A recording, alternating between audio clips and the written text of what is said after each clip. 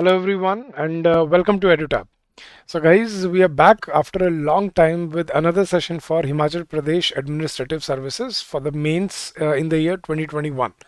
And guys, today we will be discussing a very new component of this paper that is for English section, and we'll be discussing Pressy writing.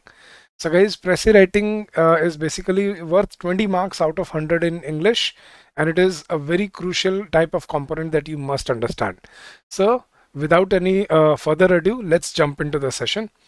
So guys, as you know, the breakup of your paper for English language, there are basically 5 verticals that we have already discussed. Number 1, grammar.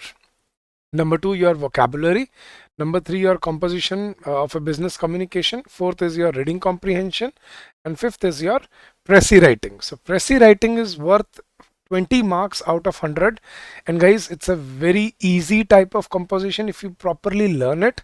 And if you understand it, then it becomes very easy for you to draft your Pressy in the paper. So guys, in today's session, we'll be discussing the basic insights into drafting your Pressy, what a Pressy looks like, how it differs from a summary, and from the next session onward, we'll be practicing a few Pressy sample passages, sample Pressy for you. So first of all, in today's session, I want to discuss with you what Pressy writing is all about and how you should, take this question for your exam. So guys, let's first of all understand what Pressy means and what is the definition of a Pressy. So guys, in simple terms, what we can say is a Pressy is a clear, compact, condensed brief of a passage by exclusion of unimportant text and filtration of key points in writer's own words. So guys, there are a few certain very important points that are given in this definition. Point number 1. Now, your Pressy should be specifically framed within 1/3 of your original passage. Either you will be given a definite word limit, like draft a Pressy in 120 words or 150 words, or you will, if you're not given a specific word limit, then you must understand that the length of a Pressy is basically 1/3 of the original passage. So that should be your aim, and you should roughly try to finish your Pressy in this word limit. That is very important. Now guys, Pressy is basically segregation of important from unimportant, right? It is basically exclusion of unimportant, or let's say exaggerated points, or let's say deliberately elaborative points, and only keep the key points of the passage and then present it in your own words. So Pressy writing is regarded as a very important kind of composition because it develops one's capacity to discriminate between the essential and the non-essential. So that is the important part, guys. So basically, if I have to put it to you in a very simple, in a layman language, what is a Pressy? Right guys, most of the students are confused between a Pressy and a summary, because see guys, since we were kids, since we were in school, we have been taught how to write a summary, but we have never actually been taught how to write a Pressy. Right. So summary is basically, what we usually do. We were told that we have to bring down the whole passage into 1/3. So what we did was we read one paragraph, we took out one important point or one sentence out of it and then put it there.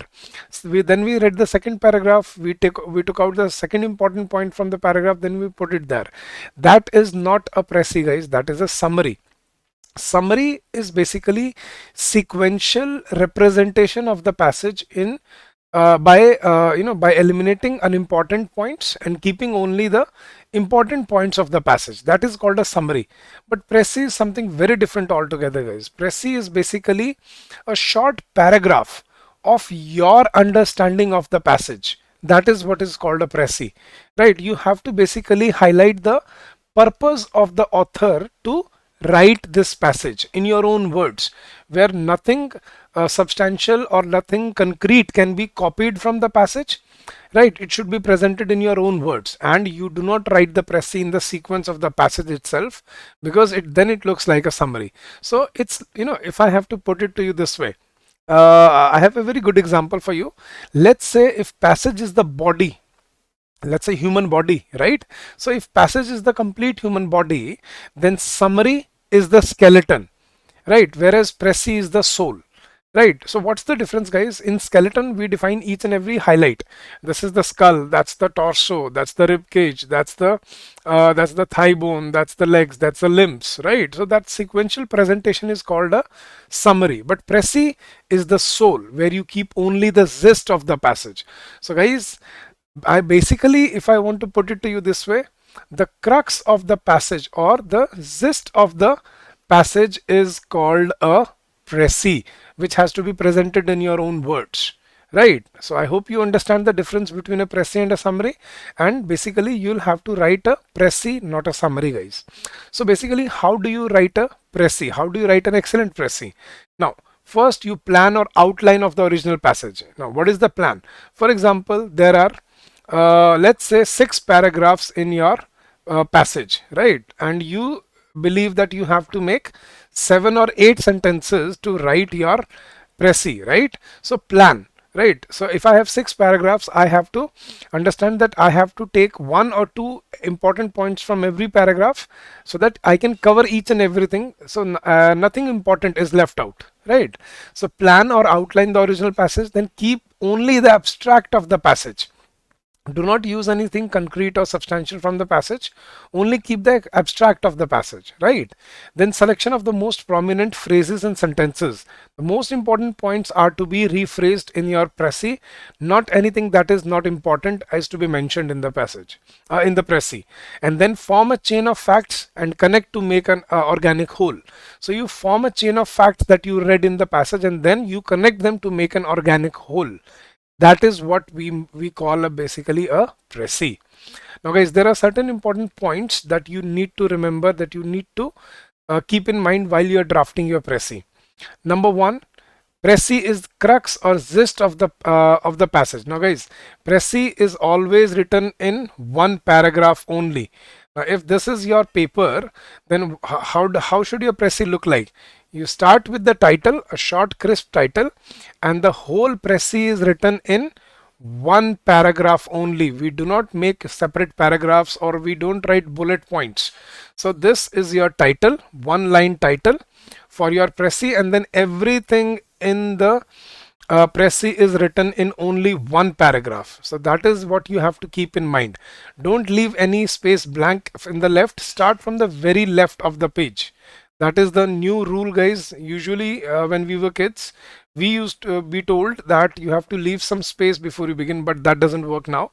Now everything is written in only one paragraph. And guys, the first and foremost is what you should understand, that for the title of the Pressy, the title is only the gist or crux of the passage, like you read in your newspaper, short titles that defines everything inside the inside that Pressy. That should be your title. So point number one, the crux or gist of the passage is the title of the Pressy. Then avoid replication of important sentences. That is very important, because if you repeat something, that will be considered a poor drafting or poor articulation, right? So avoid replication of important sentences. Then have brevity and clarity in your Pressy. Do not write superfluous sentences. Don't write something that is not required there. Next, avoid direct speech and use indirect speech, because that basically changes the tone and the language of the passage, so that it seems that your Pressy is written in your own words. So that's a very good trick to a trick to use while writing your Pressy. So avoid use indirect speech. Don't write direct speech, right? That looks like copy paste. Then inclusion of statistical information, that's a strict no. Anything statistical that is given in the passage should not be included in your Pressy, because that would look like copy and pasting, and that would beat the purpose. So do not include any statistical information from the passage. Then observe proportion, so that you are able to highlight each and every important point of the passage in the Pressy. So observe proportion, and as I told you, 1/3 of the original passage, that is what we call a Pressy. So Pressy should be 1/3 of the original length of the whole passage, right? So that is what we call a good Pressy, guys. Now guys, what are the do's and don'ts of your Pressy that you should keep in mind? Now there are certain things that you need to remember, and please note them down so that you are able to follow them. Number one, start the Pressy with the main idea. So the first sentence of your Pressy should be the central theme of the passage so that the reader can quickly understand the essence of the Pressy. Getting it? So start always, your passage would have may have begun something related to, let's say if you're writing about the passage was about agriculture, it may have started about, the situation in 1947, and then how it changed in during the 1990s, and then what it is today. But you don't start your Pressy like that. You start with the central theme of the passage. So first thing is, start the Pressy with the main idea of the passage so that the reader can quickly understand the essence of the Pressy. Second, while writing a Pressy, make a suitable environment where all points can be described and discussed equally. That is basically what we call to observe proportion, right? So that nothing is missed out. Third, as a Pressy is concise, compress it using connecting words and make sure that space is available for retaining or to retain the important data, keywords, and the concept. So use conjunctions, use connecting words so that you can make big sentences, use commas, right? So that you are able to provide and pack a lot of information, collate a lot of information in your Pressy. Now, remove the irrelevant data or sentence as it is important as writing the relevant points.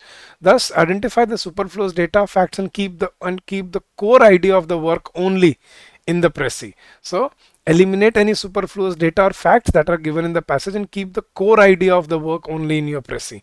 Right? Then do not form personal opinions, do not form personal remarks or criticism.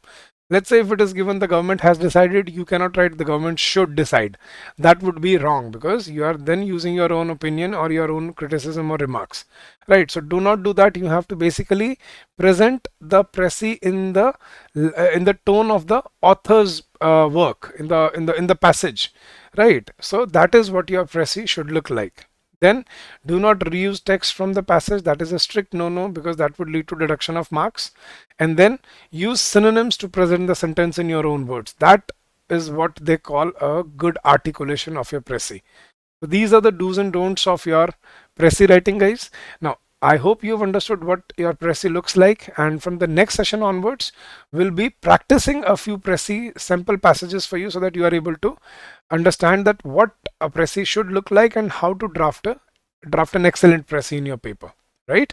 So I hope this session was useful to you, and we will definitely be regular now with our sessions so that we may be able to bring the best content for you to prepare for your exam.